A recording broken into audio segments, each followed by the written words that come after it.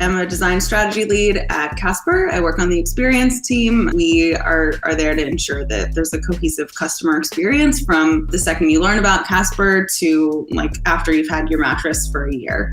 Prior to joining Casper, I worked at IDEO as a design researcher, leading teams through all different kinds of design challenges, including digital product and brand design from like early concept to execution.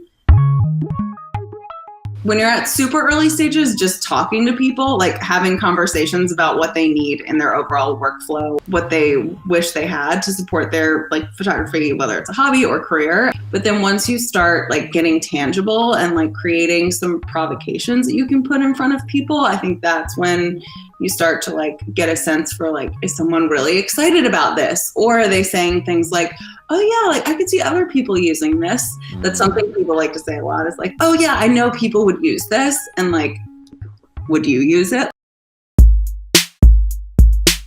So I think the question is like, what's the least amount of effort you could put into an idea to put in front of someone that they would understand it?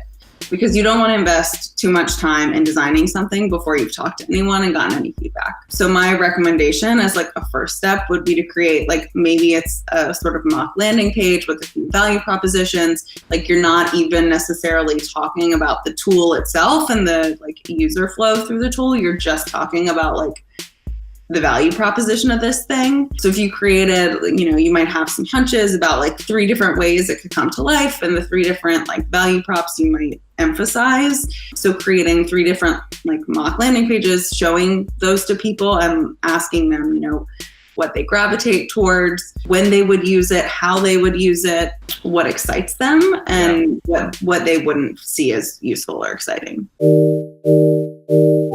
A provocation is meant to do just that, provoke a conversation. It's a starting point to get someone to talk about their needs. It's not meant to be like a final design or a fully clickable prototype. It's really just meant to get the conversation rolling. I think one like super effective way to think about provocations is actually to like dial up the extremeness.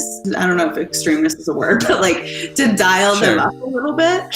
They're super different from each other and they're really dialing up 2 different things, which is not to say that like you're asking someone to pick one or the other and then ultimately that's the direction you'll go, but it at least lets you see what they're reacting to versus like 2 things that feel pretty similar and people have like not super strong reactions. When working on a project at IDEO for Cornell, we were helping them sort of look at the vision of their agriculture school and figure out like how we could unite faculty and staff and future students around what they were all about. We showed some like pamphlets, basically. They were like prospective student pamphlets, totally fake.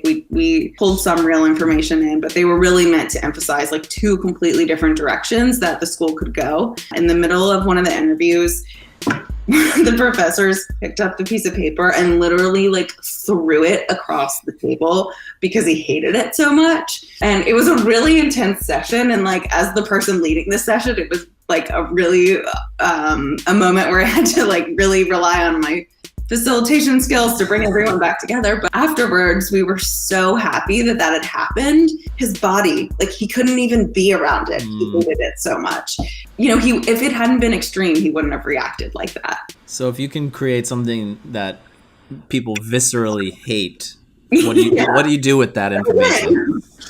What do you do with that? Well, hopefully you've also created something that people viscerally like. But I think like what that allows you to do is dig into like, what do you hate about this? Like, what is so awful about this idea? Why would this not work? If people are like super passionate about why it wouldn't work, like you know, what that's revealing to you is a direction you really don't want to go down, but also like potentially it opens up room for them to say what would work or what they would be drawn to. There's a quote that's misquoted to like Henry Ford. People wanted a faster horse or whatever. Totally agree. If you ask someone what they want, like they're not, that's why designers exist, just because like designers have expertise in their craft. We shouldn't design what a regular person says, like then all your career has been useless. Yes. Like, you're a designer for a reason. People know themselves and they know their needs, which doesn't mean that like you take every piece of feedback you get at equal weight. If someone said like, well, I really don't like the color of this, that's different feedback from like, oh, well, like, where is the information about like X, Y, and Z? Like, that is like, how do I find that information? When someone says like, how do I find that information? What that tells you is that that information is really important. And like, you know, that's information that's useful. Someone's commenting on a color, you know, it's an aesthetic choice that may or may not be valuable feedback.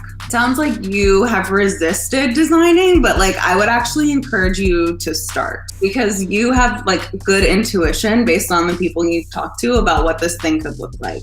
Like the real question there is like, how do you create an environment of like constructive critique and not like one-upping each other and like social pressure? So I would encourage you to start designing and then put, you know, whether it's fake landing page with some value props. I would start with landing page, get feedback, then move into like deeper design so that you get people to focus on the right thing, right? Like if you present like a fully clickable prototype, some people are going to focus on the wrong things, but if you present a landing page with a value prop, like people are going to focus on that. You're saying stop being so cute about this whole thing, just like start designing some stuff.